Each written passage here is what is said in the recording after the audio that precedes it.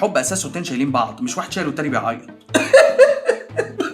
ده مش شخص طبيعي، ده شخص اتعلم ان الضعف بيجيب مكاسب. انتوا متخيلين؟ مخه بيقول له ان القوه يعني مسؤوليه ومحاسبه، لكن الضعف طبطبه وحقوق. عشان زمان التعاطف كان مساعده، بس دلوقتي بقى عند ناس اسلوب حياه. السوق مليان بذول اشهر موديلات عايشين في دور المظلوم حوالينا. مصاص الطاقه مبدأه انا هشتكي لمجرد الشك، وعمره ما يرضى بحل تقوله له. وفي جامع الكوارث لازم يكسب في اي مسابقه للنكد. تقول له انا مصدع، يقول لك يا بختك انا ما نمتش من 3 ايام وعندي اشتباه في ورم. حياته بتقف لو حس ان حد موجوع اكتر منه. اللهم اشفي كل مريض، قول امين. وفي الشهيد المظلوم يعمل المصيبه لما تواجهه يقلب الترابيزه ويحسسك بالذنب، يغلط فيك وفجاه ينفجر ويقول لك لو كنتوا قدرتوني وريحتوني ما كنتش وصلت للمرحله دي. يا عم اتنين. عارفين الشخصيه بتاعت ايوه بس الصاحب اللي بيكلمك يعيط لك من مشكله، تدي له حل يقول لك ايوه فكره حلوه بس مش هتنفع عشان ظروفي غير ظروف. هو بيلعب معاك بينج بونج عشان يعجزك مش عشان يحل. وفي شماعه الحسد اللي يسقط في الامتحان عشان ما ذاكرش ويقول لك العين صابتني ورب العرش نجاني، عشان يهرب من حقيقه انه مهمل. ويا سلام على متلازمه ما حدش حاسس بيا، اللي ينزل بوستات حزينه 24 ساعه ولما تساله مالك يرد بابتسامه مكسوره مفيش، اتعودت ابقى لوحدي. كرب صعب قوي، كرب.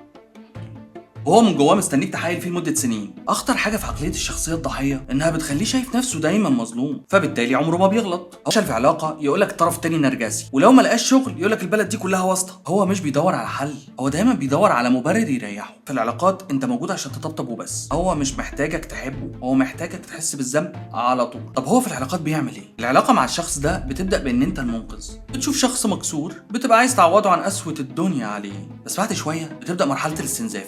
تلاقيه بيحسسك بالذنب لو ضحكت وهو زعلان، بياخد كل وقتك في سماع كل الشكاوي بتاعته اللي ما بتخلصش. عقليه الضحيه هنا بتخلي الشخص ياخد حاجه اسمها المكسب الثانوي او السكندري جين، اهتمام وطبطبه وتبرير للفشل ببلاش من غير اي مجهود. يوصل لمرحله العجز المكتسب. بتلاقي شخص بيغرق بترمي له طوق النجاه، تلاقيه بيرفض يمسكه ويقول لك بص الميه بتعمل فيا ايه، عشان هو ببساطه لو مسك طوق النجاه اللعبه هتنتهي والناس هتبص في حته ثانيه. طب تعالوا ندخل جوه دماغ الشخصيه الضحيه. هو غلبان بجد. العلم بيقول ان دي حيله دفاعيه اسمها ريجريشن. الشخص ده مخه معلق على وضع الطفل اللي بيعيط عشان ياخد اهتمام على طول. خلاص هو قرر انا هعيش مظلوم عشان اتحكم في كل اللي حواليا بالذنب. طيب ازاي نتعامل مع الشخصيه الندابه دي من غير ما نتعدى على حد؟ للشيك الضحيه بطل تكون منقذ. لما يشتكي ما تدلوش حلول، قول له انا واثق انك هتعرف تحل ده لوحدك. حطه قدام مسؤوليته احسن من انك تقعد في الكرسي اللي ورا وتشتكي دايما ان السواق بيوديك في داهيه. انت عارف ان الشماعه اللي انت بتعلق عليها اخطائك ومشاكلك عشان ترتاح مؤقتا هي نفس الشماعه اللي بتشنق بيها مستقبلك وتخليك محلك سر؟ طب هل ليه علاج؟ ليه علاج، بس بيبدا